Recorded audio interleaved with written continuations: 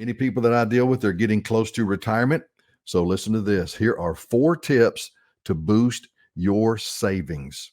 Number one, understand cash flow and be willing to adjust.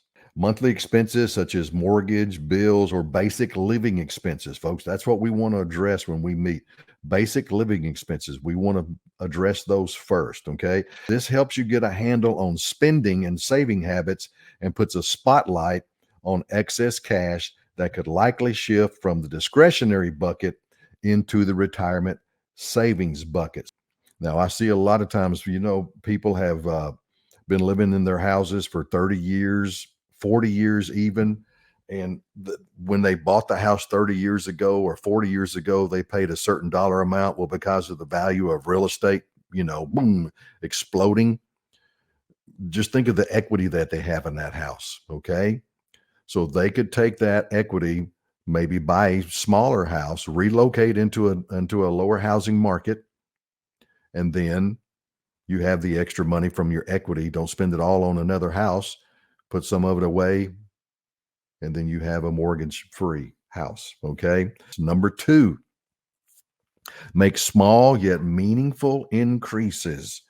So Vanguard's annual How America Saves report recently highlighted that in 2022, nearly a quarter of workers saved at least 10% of their income.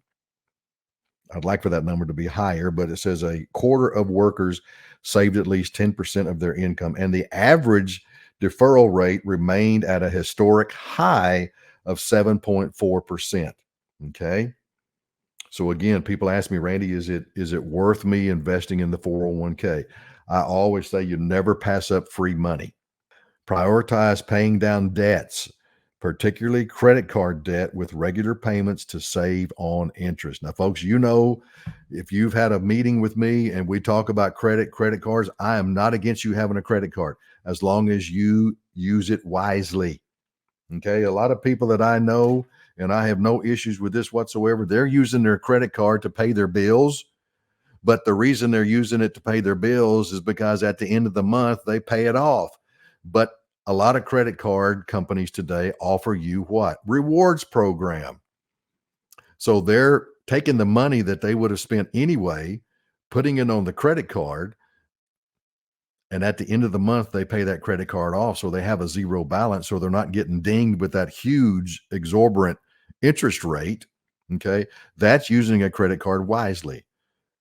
Sometimes you have to use them for emergencies, and I understand that. But I don't have anything against you having a credit card as long as we use it wisely.